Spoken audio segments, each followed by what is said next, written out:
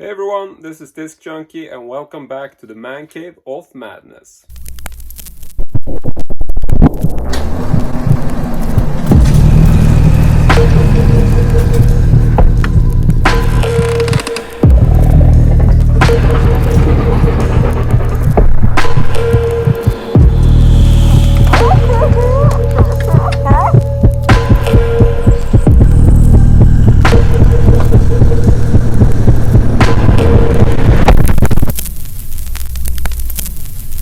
Now I know you're probably all waiting for me to do some sort of big update, a full walkthrough, and to sort of show you the progress and what the man cave looks like. But, well, let's just say that we're not really there yet. And yeah, I think this is also pretty obvious to you just now that I've flipped the camera. So while we wait, we're gonna focus a little bit more on a specific part of the man cave, which is actually this corner right here behind me. And my initial plan for this corner was actually to have some of these classic Billy bookcases, which you see here. They're basically running from floor to ceiling. This is the standard sort of full height, which is 202 centimeters high. It's 80 centimeters wide and basically 28 centimeters in depth. I don't know why I'm getting so overly detailed, but that's just the way I am. So my first thought was that I was going to take these regular Billy bookcases and I was going to wrap them around this corner, creating a very sort of coherent sort of bookcase type corner. Now, one of the things which I've been working on here, which you probably know if you saw my previous video, is that I actually have some closets behind here. That's what you're seeing peeking through on the side there. This is actually a closet door, which I've just decided to basically cover up because I thought this looked a whole lot better in terms of cohesion. And, you know, it's just, I don't know, it's just more appealing to the eyes. And so why didn't I go ahead and wrap the bookcases around this corner as well? Well, looking at it on paper, this looked really good, but when I tried it, I realized that this whole section, the whole entrance thing, when you're coming through here, it's actually quite sort of obtrusive and tight, and it feels really sort of constrained if you have a full height bookcase here. Whereas now, if I'm coming into the room, it's just feeling a lot more spacious just because of the fact that I'm using these lower style Billy bookcases. Now these are also standard type bookcases from IKEA. This is the lower version of the Billy. It is 106 centimeters in height, and then it's the 80 centimeters, and the 28 depth is obviously the same. Now I have already worked a little bit on some custom solutions here. I have basically made this shelf, which is a modification of a 40 centimeter width Billy bookcase. I'm not going to talk too much about how you modify these, but it's a really easy process, and I might make a video on this in the future. But for now, I can just mention that this is a custom build, so it's not a width which you will find in any kind of IKEA store as a standard. But it doesn't really matter. So I cut this to a specific width because I wanted to get a certain depth to my corner. I basically wanted it to align fairly nicely with the whole opening for the door, and so this is sort of what I came up with. Now I'm feeling really happy about this overall setup, and I just think that the room looks a whole lot more sort of spacious, not nearly as cramped as it was when I had the full height shelves.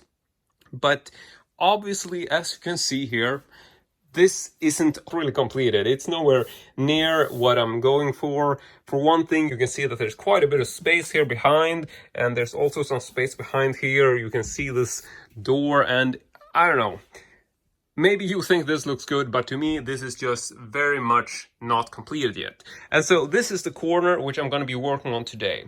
And basically the idea is that I've bought these sort of boards, and these are not IKEA boards, although I think they do have something similar. They just didn't have it in stock when I was there. And this is a plain white wooden board, and this is 60 centimeters by 100 centimeters. I believe IKEA sells some which are 60 by 120, but these are a little bit thicker. This is basically a much more slimmer size, which is more close to the regular boards of the Billy. And I picked this up at a completely different store. And if you're in Sweden, I can just mention that this was bought at what the hell is it called? It's called Bauhaus, and I assume it's a German store because it's like a German name. But in any case, I'm in Sweden. I bought it at Bauhaus. They didn't cost me too much. I think they cost roughly 180 crowns, thereabouts. So I picked up a couple of these, and the idea is that I'm actually going to saw this to create a perfect sort of tabletop, if you will, or basically a board which covers up this opening behind and just basically goes all the way to the wall.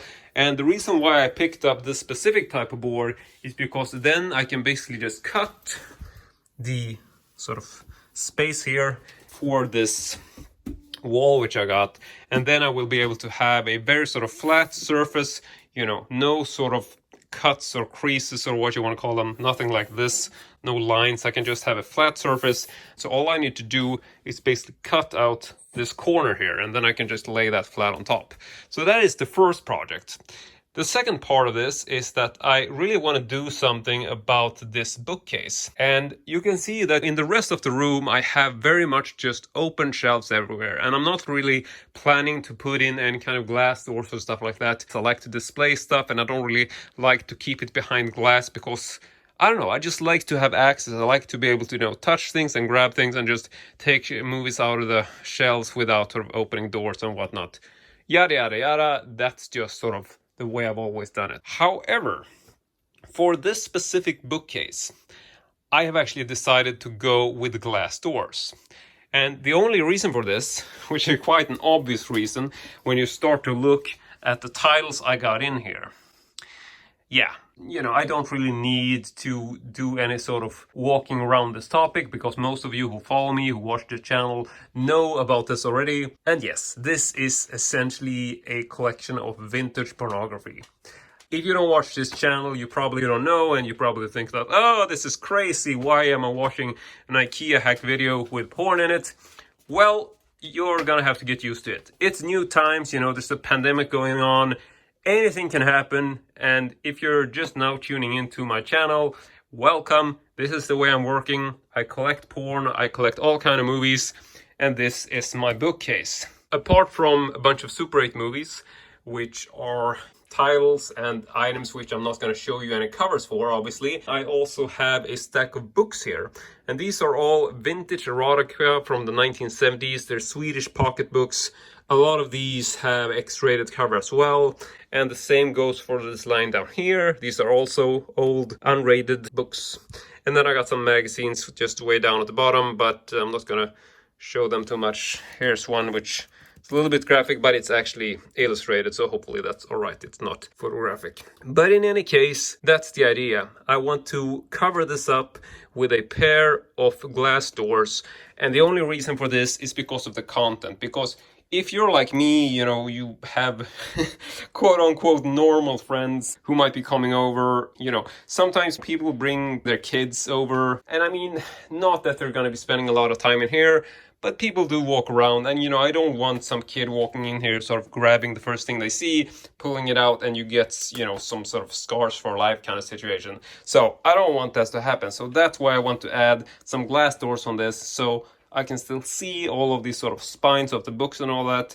And, you know, I'm not really keeping this stuff on display apart from showing these spines anyway. So I just figured that, you know, glass doors, that's a very sort of good way to keep it secure. Maybe I can even add a little lock or something to it. I don't know what I can do in terms of modification. And I can still have it be very sort of visible and somewhat luxurious looking. So that is part 2 of this project. Next up, I'm thinking maybe I want to add a shelf, which is actually going to be right up here at the top. So I want to have like a tabletop down here, and then I want basically the same sort of figure to be right up here as well, creating a shelf which just wraps around the corner. I'm not really sure how I'm going to mount this to the wall because this is a rental apartment and I don't want to make too many sort of extreme modifications or holes or drilling or whatnot. But we're just gonna get back to that. For now, let's just kick it off. And apart from these 3 things, I'm not really sure what else I'm doing, but we'll see. It's an exciting video, anything can happen. So let's just go ahead. I'm going to move this lamp out of the way.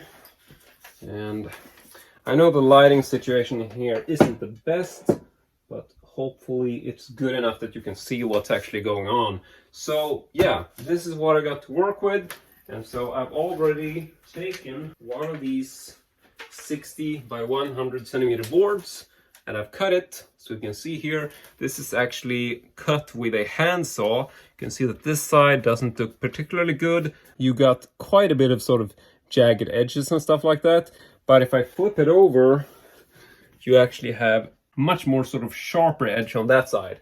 And so the important thing to consider if you're using the kind of saw that I was using, then you need to think about the fact that you want to be sawing in this position. You want the side of the board that's going to be upwards, you want that upwards while you're sawing as well. So if you were to saw this like I'm doing, you would have this side up and you would just be sawing like this, just downwards like this. And this is because then you are going to get the best sort of cleanest possible edge that you can on this side, whereas on the downside you're going to get the jagged edge. And so here is the board in place. And obviously, I mean, this is a matter of taste, but in my opinion, this looks pretty damn good. Obviously, this means that you're going to have like an extra board right on here at the top. So you're going to get some bit of inconsistencies here, seeing as, you know, this is the bottom level, then the bottom level here, and then there's a board on top of that, meaning there's a double boards here. But to be honest, I don't think this looks that bad. I think it's a nice way to sort of create a flat surface and still get a sort of coherent feel to the room. And to be honest, just a way more luxurious and sort of professional feel than having all of these little edges that you can see. So yeah, this is my first sort of attempt and I'm actually feeling really happy about this. So here you can see I'm lining this up, and this even works with my little lamp button underneath. It will just happily at the exact same height, or the proper height to make it hide under there. And I made a small cutout here for my little door frame. So yeah, that's looking pretty good. And now I want to continue by adding the doors just to see how I'm feeling about that. And I picked up these doors here, which are from IKEA, and they are made to go together with the Billy bookcase. And they are called Mårliden, except now it's upside down. So now they're called Nedelrola, which is also Swedish and means absolutely nothing. But not going to bore you with the whole process, so we are actually going to speed things up quite a bit.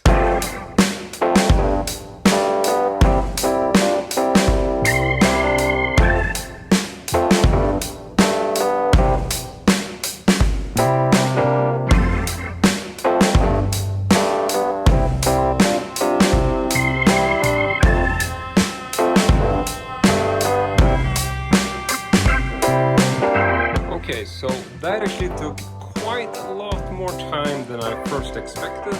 I mean, I'm a really big fan of IKEA and I just commonly love their product because it's really simple, anyone can do it. But I gotta say, in this particular case, I did find it quite difficult to actually add the little hinges here, especially when you're trying to pry the hinges into the door. And yeah, you might have seen this from the time lapse.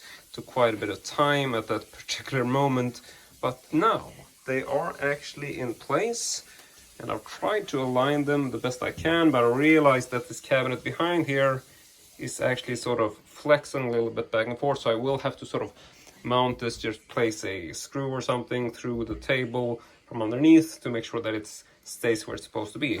But just to give you a little bit of an idea of what the cabinet looks like, this is it. And I actually thought that the doors were going to be white, but they are actually silver or metallic, as you can see. Now, this is still really clean looking, so I can't say that I really mind it.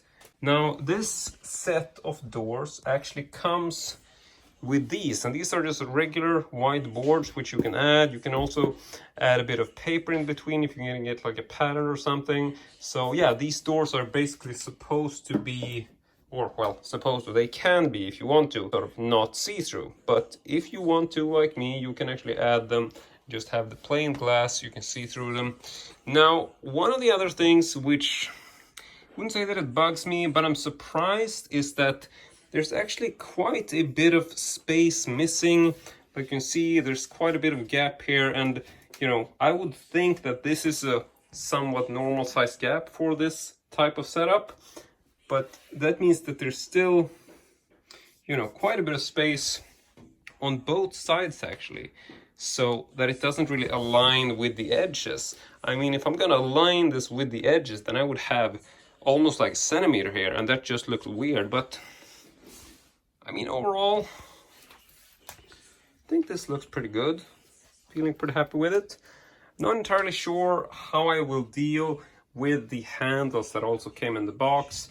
I mean, I do think that this looks a whole lot slicker just having them like this, no handle, and this would obviously also mean that they're a little bit more difficult to open.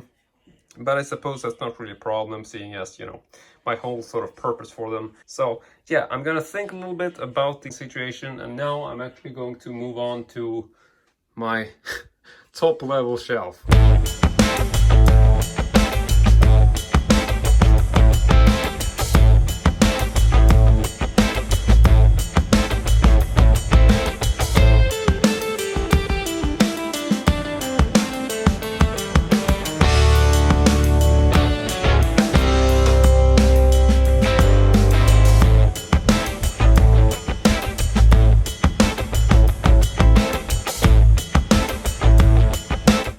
So I'm now back, and I just finished up mounting the top shelf here, and I've actually did some experimenting last night. I actually put some stuff up on this shelf to see if they can handle the pressure and the weight. It feels like it did. I'm also feeling that it is a little bit slanted, not a lot, but it's basically differing. Like, I think this corner is about 1 centimeter lower than the other side, which means that it is skewing a little bit downwards. But to be honest, I don't think this really has so much to do with the weight, because quite frankly, I mean, I'm feeling this shelf and this is not budging anywhere. And if I flip the camera, you can see that, I mean, to me it doesn't look like it's tilting to any kind of amount where you actually notice it. But then again, if you do measure, you will tell that it is slanting just a little bit. That corner is actually tipping downwards, which, to be honest, when I'm standing at this angle, it feels like the opposite. It's like it's tipping upwards. But I mean, at the same time, this is a shelf which, in its own, just based on how it's designed and the fact that it's sort of floating up there, I think it really plays tricks on you. So now I'm just gonna go ahead and just briefly show you what I've been doing up here. So this is the top of the shelf, and I decided to go with a very sort of experimental method. I've essentially placed these metal brackets. These are actually not stuck on there, that's just laying there. So these brackets here are fastened with some very small screws, and I wasn't really feeling safe about this because these screws are like really tiny screws. I don't even know if I have an example. Oh yeah, here's one. So this is what I've been working with. These screws are so tiny. I mean, you can look at them here. There you get some in focus. It's really some very small screws, and they're definitely not meant to hold any kind of weight. But as you can see, I just littered this with screws so I can get the downside here to be as clean as possible with no sort of bracket or whatever. I just wanted it to look like there was basically nothing holding this up. And to be honest, I think this looks great from beneath. So this is a great way where you can actually hide the brackets on the top. But I mean, I'm not saying that this construction is something to go for, because I haven't really seen the result of this. Maybe this will just, you know, fall down after a while. I have no idea. But right now, I mean, I just tested this last night, put some weight on it, put some tapes up here, and it's not budging anywhere. But apart from this, I also added a small bracket here, which actually added some cracks in this wood. But it's okay, you don't really see it. And this is basically to secure this backboard, which I have right here, which is also an old piece of a Gnedby or Benno CD tower from IKEA. So this is a sideboard to that, and it's not actually fastened here at the corner, as you can see, but here you can see it at the top. It's one of these 17 centimeter boards that they usually have on the side. And I'm also using the same over here, which is basically part of the trick of this shelf, because I wanted to really create this with, you know, a minimal amount of holes and fastening stuff in the walls, because this is a rental apartment. I didn't want to do that. I just wanted to make as little sort of damage to the walls as possible. And my solution for this was that I took the second board I had from this IKEA shelf and I placed this here, flipped it around so you don't see any holes on it, and then I actually let this run down. So I've actually cut a small cutout for that here, and then it just continues underneath this board and it goes all the way to the floor, all the way upwards, and then I'm having the shelf supported on top. And we can also show a little bit, just briefly, but I basically have the same solution over here. So if I just go up here to show you, first of all, I have a small corner bracket because I wanted to give a little bit more support at the corner, just because this is where all the weight is. This is where I'm keeping the tapes, all the movies and stuff. So this corner would definitely get some more pressure to it. So I wanted to add a small extra bracket. And then I could also fasten this into this wooden panel, which is, you know, structured around the door. And this feels like it's pretty much, you know, pretty secure. But apart from that, I did add brackets in here, and I'm using the same kind of layout, a whole bunch of small screws which are going into the board. And then I got these heavy duty metal brackets which are just, you know, going a little bit, sticking out there over the side panel which I'm using from the Benno shelf. So this means that all the weight is basically being pressured on top of this. And I mean, I know this is not going to crack. This is meant for, like, you know, putting heavy weight on top of that isn't an issue. So then I added some heavy duty bolts, which are actually quite long, which are going straight down into this board. And that should, you know, keep the brackets from coming off or bending over or whatever. You know, I'm hoping this is secure, but I honestly don't know. And in terms of, you know, the cutting and the sewing, I tried to make things as clean and good looking as possible. But, you know, I don't have any professional tools. I'm just using hand saws, which means that you will get some of these small little chips and stuff. But overall, I mean, this is pretty good to me. I think it's okay. And this bottom board, I haven't really fastened this yet. So if I just pull it away like this, you can see where we were before. There's the old sort of base boards. And then I'm just gonna move this back into place. And yeah, I'm gonna get to work. I'm gonna actually place some films up on the high shelf just so you can see what it looks like once they're in there. So I'll be back in a second.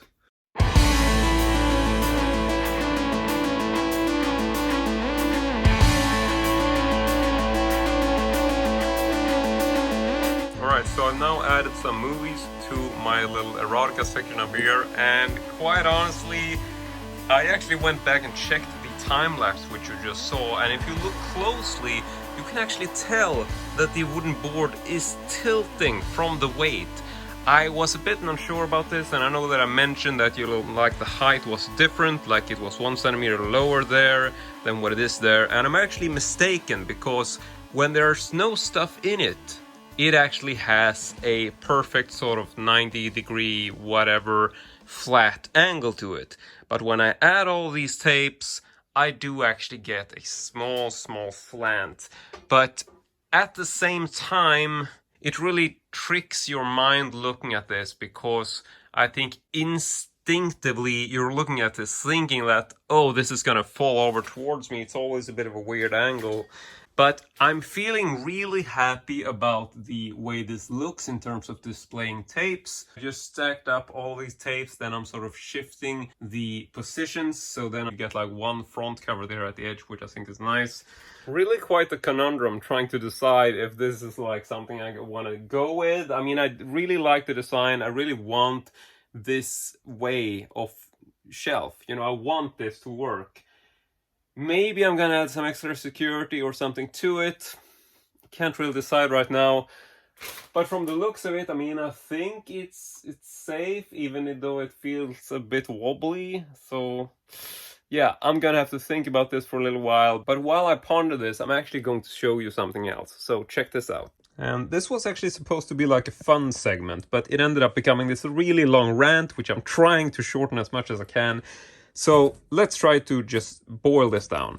I bought some magazine racks from a place called Conrad.se. It's a Swedish site, very well known, yada yada yada, but I don't commonly buy from them. So I found these magazine racks, they looked pretty cool, I got them, and then I realized that all of the magazine racks essentially had these little tiny scratches on them, like you can see here, and this is all because they were not packaged with any kind of protection. There's no packaging peanuts or anything. They were just stacked up against each other, and when they sort of rumbled around in the box, they would get scratches like these, which you can't buff out or anything. That's just the way it is. So I contacted the customer service, and they were complete assholes and just told me, like, we can't contact our own warehouse because, quote, it's fully automated, which is just bullshit term. So I kept going back and forth for like weeks, and it ended up being that, okay, if you send them back, we will send you new ones.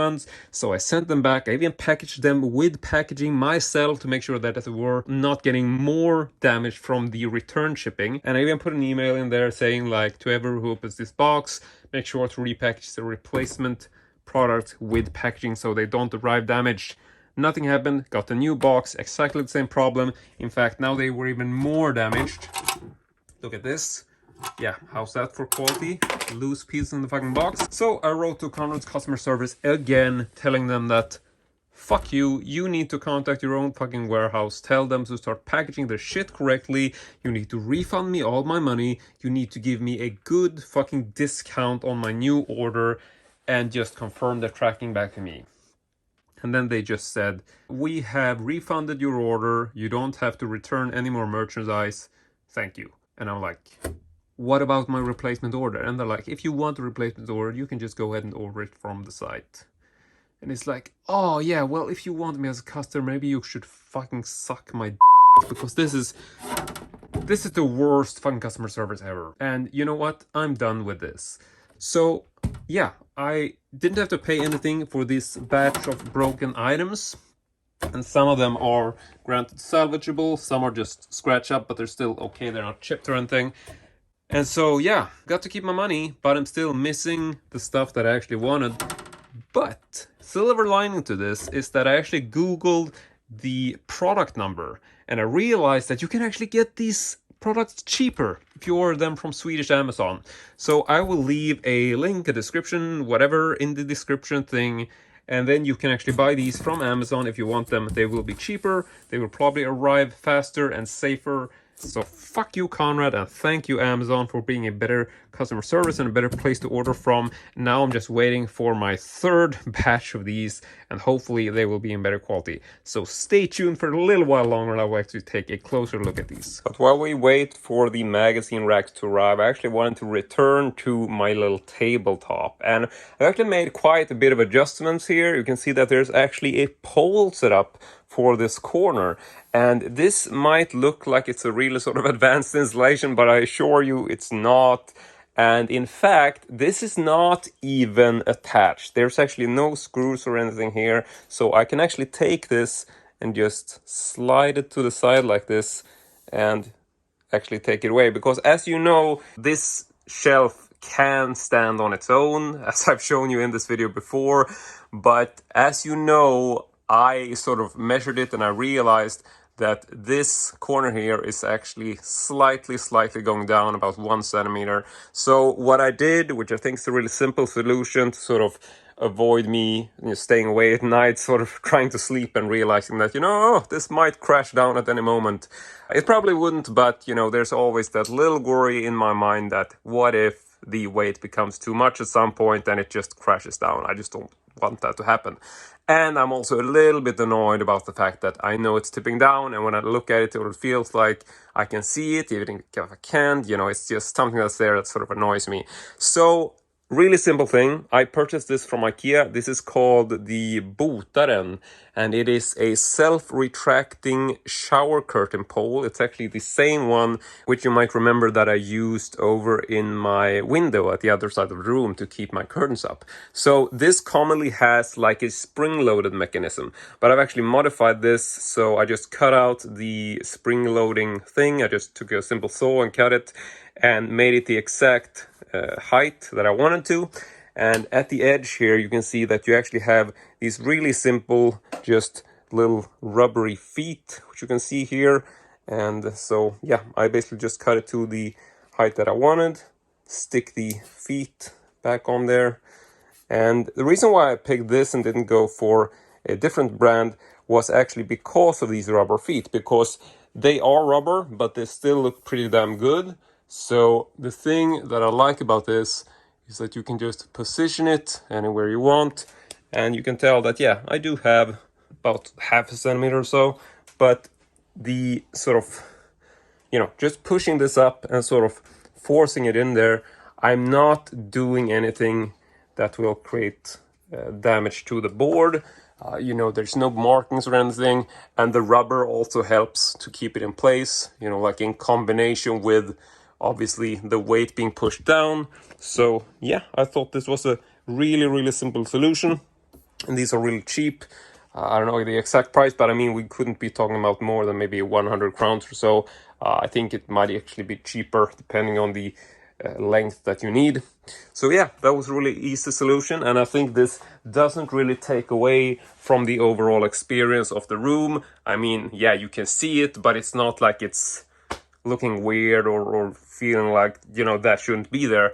I actually think it blends really well with the environment. So yeah, feeling really happy about this. And I also thought we would take a little bit of a closer look at what else I've been stacking up here, which you might not have expected. And so the first thing you will probably notice is this old VCR. And I've had this for quite a while. I think I picked it up maybe like a year ago, and it was this absolutely beautiful machine. It is a Spectra Video Vision from a company called Nordmende. I don't know if this is a Swedish company or whatever, but it's a European made machine, and so it has a European standard and whatnot. And this was basically in mint condition. I mean, I picked this up on a Swedish secondhand market, and you can tell that, even with like the top mounted VHS function here, it actually still has this little protective cardboard thing where it actually says remove this stopper before use. Like this is such a clear indication that I don't think this was ever used. I think this just, stayed in the box and actually received the original box with like all the little padding material and stuff like that. And it wasn't sealed in plastic, so it did have a little bit of dust on it, but it was pretty clear that, this was very sort of sparsely used piece of machinery, which I thought was amazing. The only sad thing about it is that when I plugged it in, I realized that like the little light up functions didn't entirely use, like the LEDs here were not working. I think like one of the numbers wasn't lighting up all the way, but overall it's just a beautiful machine. And it also sadly did not work. I think as far as I remember, I think the rewind function doesn't work, like or the play, like there's something with the drive belt, like with the eject button and everything lights up when you push play. It doesn't have the power to sort of start pulling the tape in, but if you don't have a tape, you can still push like forward and backward, so you can tell the wheels are spinning, but once you put a tape in, it doesn't have the power to rotate it. So my guess is that the drive belts are probably dried up, and yeah, these could probably be replaced, but to be honest, I mean, I just didn't have the energy to sort of find some little niche service that handles these old players. And I just felt like, I doubt I would want to use it as a player anyway, because it's probably not as high end and as the stuff you would find during the later sort of VCR era. And so I just wanted to have it because I thought it was such a beautiful and, retro looking machine with like these heavy buttons. And it's just, I mean, look at it. It's a beautiful machine and I love it. But this was actually part of why I wanted to create this corner section in this specific way, because I needed a place where I could put this old VCR, because this is actually quite a deep VCR, which, it wouldn't fit on your regular 28 centimeter size or depth billy shelf. I couldn't put it on this sort of tabletop if it wasn't for the fact that I have these extra sort of 5 centimeters or so, because if I'm stacking this up on your regular billy, it would just be sticking out from the shelf too much, like you wouldn't be able to fit it. As you can tell, it's actually quite close to fitting, very exact depth as it is now. So that was actually part of why I wanted to create the space, because this was one of those really hefty and big pieces which I didn't have a natural space for, and I really wanted to be able to display it properly. And so I figured, what the hell, why not put that on the tabletop to actually make it, you know, stand out and be a little sort of nice little display piece, you know, walk into the room. So yeah, that was part of why this presentation was done the way it did.